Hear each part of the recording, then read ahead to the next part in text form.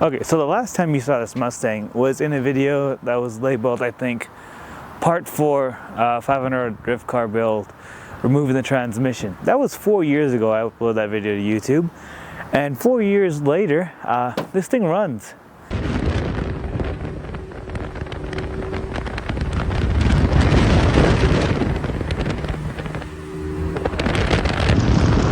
And drives. And it moves pretty good. I know it took me a long ass time to get back to this point, but I got there. It's kind of like a weird symbol of everything in my life, and this car is kind of at the center of it. So I'm still 100% going to build this thing into a drift car. There's no doubt about it. And so actually, let me just give you a quick overview of what's happened in the past 4 years. Now, I filmed a lot of video on this car, and I've lost a lot of it. I've had 2 PCs go down, well, 1 PC go down. I've had 2 or 3 phones fail in those 4 years. I just got a new phone today because my Pixel just blew out. I lost a phone at EDC, which had a lot of footage on it. So what you're about to see is going to be like a weird compilation of whatever footage I was able to find at the time of this recording. And I'll just narrate it and go over the stuff with you. So in the end of the last video, I'm pretty sure I had taken the transmission out of the vehicle. It was on jack stands. After that, we ended up taking it to this place called Dan's Driveline. There's this local shop out here in Vegas, and they handle mostly like off-road, like axle builds and like lift kits and stuff like that, but they also have a guy that's pretty good at doing transmissions. And I had a really hard time finding somebody that'll do transmissions. But granted, this is like back in 2019 during the pandemic, and everywhere I went, they either didn't have parts or they just didn't want to touch the Tremec T5 that was in this car. Called up Dan, they're like, yeah, sure, bring it by, we'll get it done. Just to be clear, I'm not sponsored by them or anything. I'm clearly Shitbox Mustang, definitely not sponsored by anybody yet, or probably ever, but you know. Anyway, so Dan's like, yeah, I got a guy that'll take care of it, come by. So I dropped the transmission off. It doesn't take them too long, but it takes me a while to get the money up. Total all in, I think I was like $1,500 into transmission, because they rebuilt it. And they put a Ford Performance bearing kit that I found. I think it was a Ford racing kit. Anyway, point being, transmission's done, freshly rebuilt.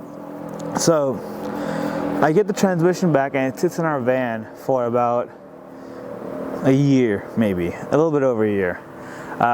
Keep in mind, in this whole 4-year time period, a lot of stuff happened in my life. Parents had their medical issues. Started hanging out with people that wasted a lot of my time, and some other stuff. So this car got put on the back burner because of it. Like, I went from working at the airport to working at AutoZone to working at Walmart to fucking Subaru, and now where I am now. Anyway, point being, a lot of stuff got in the way. So after the transmission had sat in the van for about a year, I finally got around to like, nope, I'm gonna get this car running. And that was about maybe a year ago, maybe a little bit more than that. So I get the car up in the air. I decide that there's a few things I need to do while the transmission is still out. I reseal the lower oil pan. I replace the pilot bearing. So I pulled everything back off again because I forgot to replace that guy. Now that is the clutch pilot bearing, and it's not really spinning or being a bearing. So flywheel is back off. Gotta clean that off because the rain got it rusty. And then the clutch is off too. And then replace that today, and hopefully I'm gonna get a lot of progress done. Yay for really random specialized tools to get random specialized things out of random specialized places. Woohoo! Well, that did not go as planned. Also, I'm debating on whether to replace that hose or not, because as you can tell, that is on the very back of the engine and almost impossible to get to. And why is it so hard? Like, it's literally fighting me every step of the way.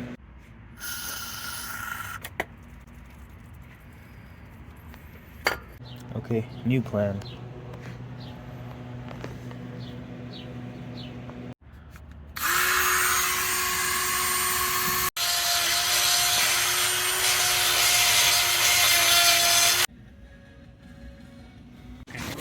Damn. Wider, tall.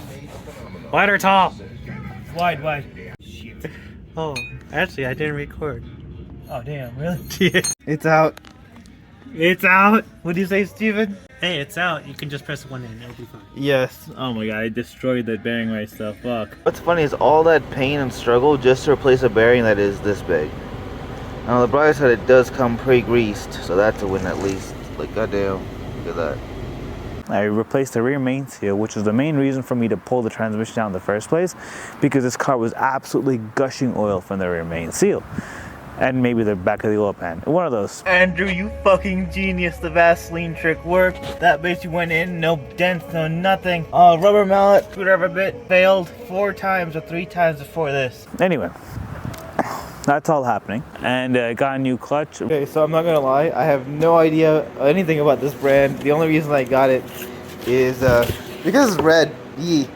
Dude, I deadass went and bought a maintenance manual just so I can be sure that I'm tightening things down to the right torque spec. Resurfaced flywheel. It's so close. Thanks to my dad, I was able to torque these bolts down on the flywheel. Now, today, finally, after months of talking about it, the clutch finally goes on. Okay, so I was making a lot of progress putting the clutch back in the car, but then like all the bugs started coming out now.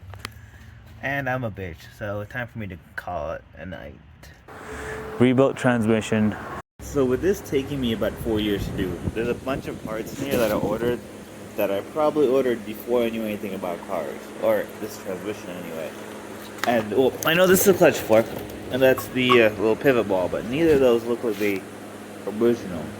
I don't have the original because I think the rebuilder kept those because I have no idea where they went. So here's the part I had, which is the wrong part, and then here's the part it's supposed to be. Literally 4 or 5 different AutoZone runs later, I finally got the right one. Goddamn. Okay, honestly, I'm not too sure if this looks right. And it took quite a lot of fucking with it just to get this thing to go into here and for it to all mount up. And I can't even remember how I actually did it, as weird as that sounds. But, I mean, just the only real way to find out is put it in the car and see if it moves. Guess it looks right? Okay, so after 4 years of me dreaming and hoping to get this thing in here, it's finally going in. Also, look at how close that is to going in. Like literally clears by a millimeter. Cars on jacks and everything. This thing is already at its lowest thing. A millimeter, just slides right in. Look at that, boys. And one girl that watches this. Honestly, I'm a little sad I'll never get to see that clutch for hopefully a while. But I'm excited now. Let's do this. Okay, lining this bitch up to getting this thing in is probably the hardest part of the whole thing. Oh my fucking god. And that all fine and dandy went in about a year ago. So after that year happened, I ended up taking this Mustang to work to try and button it up and finish everything. I got it running at work. Right, it fired up, it ran like shit. It sounds like a car from fucking Mini Grand Prix! Or it smells like one. Is your foot on the gas? Yes. Take it off! Damn. There's so much smoke in here in the fucking cabin. Oh yeah, that's because the exhaust headers aren't on all the way. Go, keep going.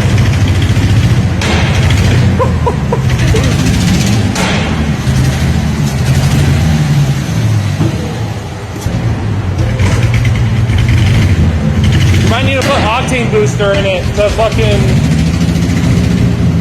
I bet you that the fucking fuel is just trash and all it is. Don't tell me that's idling. Okay, I was gonna say. I had broken the reluctor wheel on the crank pulley when I was doing the oil pan gasket. What happens is you have to lift the engine up off the motor mount and clearance it from the K-member on this car to get the oil pan out and back in. I used a strap to hold the engine up and an engine hoist because I was in a rush. And I just didn't want to deal with finding the proper tabs and bolting in the brackets to lift the engine up properly. So the strap that I used to lift the engine, I wrapped it around the crank pulley like an idiot. And it broke the reluctor wheel. Now this car has I think it's like an aluminum or billet reluctor wheel, whereas some of the other cars have a different like stamp style wheel. So I had to go to the junkyard, find the reluctor wheel, found the reluctor wheel, put it on the car at work, got it running for a split second, took it back outside, and then it died.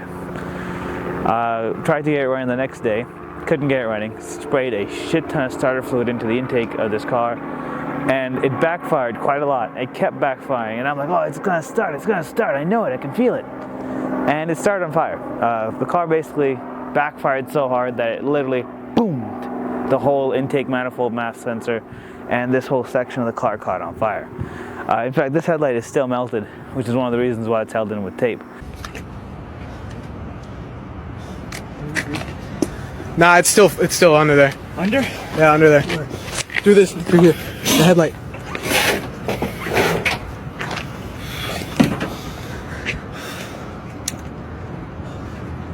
Fuck this guy. Thank you.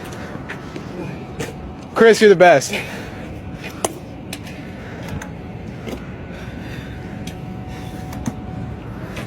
Big deal.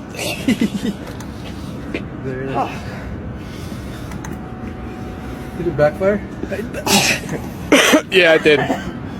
It did.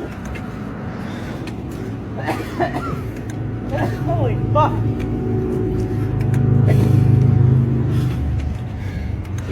Well, I lit the Mustang on fire by accident. Heads up, starter fluid is flammable. I already knew that, but I'm not the best at it. It's like one step forward and two steps back with this car.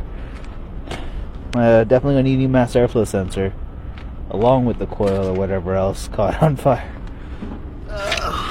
Actually, the fire doesn't seem to have damaged too much. Nothing's really melted except for the air filter. So after that happened, me and my friend Steven, who you've probably seen on this channel quite a bit, we towed it home from work using Argo with a tow strap and some Harbor Freight lights. This is definitely something that you guys who keep asking me to work on your car should definitely remember. Also, I am definitely installing a tow point on this because I can't believe that there's not a single good tow point that's not like down by the wheel well. Kitty. Oh my god. A wild shop cat has appeared. Come here, kitty. Come on, please. No! Okay. Well, it's burnt down my... Everyone needs a homie that'll steer your car while you plateau at home. Let's go! Brought it home. Like, fuck. So, at this point, I went to the junkyard, got the new mass airflow sensor, got the underhood stuff squared away, right? So then I'm trying to figure out why this car isn't running. I'm thinking, okay, it's gotta be fuel related, right? Like, the car was sitting for 2 years, well, 4 years at this point, 3 years, and it's not starting, so it must be a bad fuel pump. So I dropped the tank. The tank is absolutely disgusting.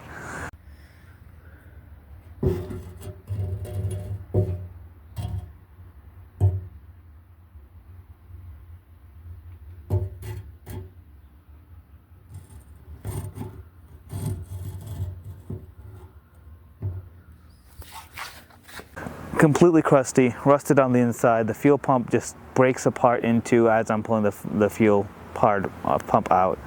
And yeah, so I bought a new fuel tank. Oh, here it is, brand new gas tank. I'm debating where to get the new check valves too. I already got a brand new fuel pump and everything, so damn, that seems nice. New fuel pump and the check valves that go on the back of this car. Now, I got one of them, but the other one has been discontinued for years. So what I ended up doing is getting a fuel check valve off of a 3.8 liter Ford Taurus. Same engine, it's like a 2005 car or whatever, but that check valve doesn't fit. It's a press-in twist kind of valve, whereas this one is like a compression fit with a rubber seal. So that doesn't work. What I ended up doing was wrapping that little gasket or the check valve with electrical tape so the diameter would be close enough to what the seal is. And then after I did that, I put a shit ton of like blue RTV fuel tank sealant onto that, and that's what's on it right now. Hey, it runs. And it's only showing a few check engine lights. I think that's because I didn't properly seal up the fuel filler neck. I'll get to that in a minute. Anyway, that all goes in, car runs, and it drives. Oh, actually no, I didn't finish that part. So once that's in, I blew out the fuel lines, replaced the fuel filter, and the car still wouldn't run, right? Keep in mind, the fuel tank is currently sitting on a spare wheel outside of the vehicle, and then I get to the front. Now, it's still not firing when it's supposed to. It's backfiring every once in a while, but something is definitely off. So I replaced the crank position sensor, which it starts firing more now, but still not enough to properly start the car, right? So it definitely made a difference replacing the crank position sensor, but then I ended up buying a Denso ignition coil for the car, and it runs now. So it leads me to believe that there was a bunch of different things wrong with the car that was stopping it from running. But now it does run. Well, basically that's a little update. I just thought I'd share it with you. The next step to this vehicle is going to be part 6. Probably put a stereo in it, I'm not gonna lie.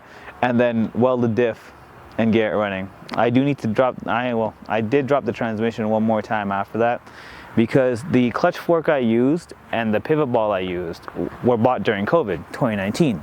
So 2019, 2020-ish, like during that part shortage. I wasn't able to get the correct pivot ball for the car, so I got a universal pivot ball.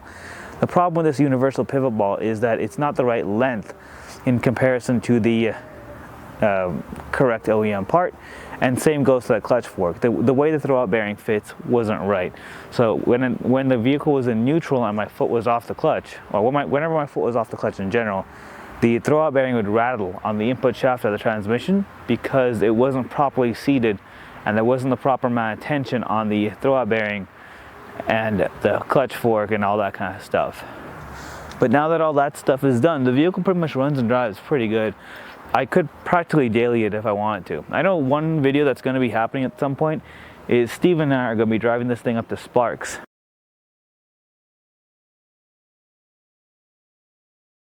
Before we weld the diff, to go buy some racing seats. I thought with all the work we put into it, might as well have some fun, do a little road trip and all that. And yeah, that's basically it, man. I'm really proud of this. Like, I literally had to Dremel out the throwout bearing, or the pivot bearing, or pilot bearing, sorry. And I did a lot of work on this car, and a lot of hard work just paid off, and I'm really happy with that fact. Anyway, thanks for watching the video. If you like the video, hit like. If you want to see more videos like this, there's gonna be a lot more because I'm finally getting my shit together. Hit subscribe. This car is gonna be my story, or at least one of my stories. And eventually I wanna have a photo with me, my dad, and my nephew standing in front of this car at Vegas Drift. I'm going to do it. I'm going to get that done. Anyway, have a good one, guys. Do whatever else you do on the YouTubes, and have a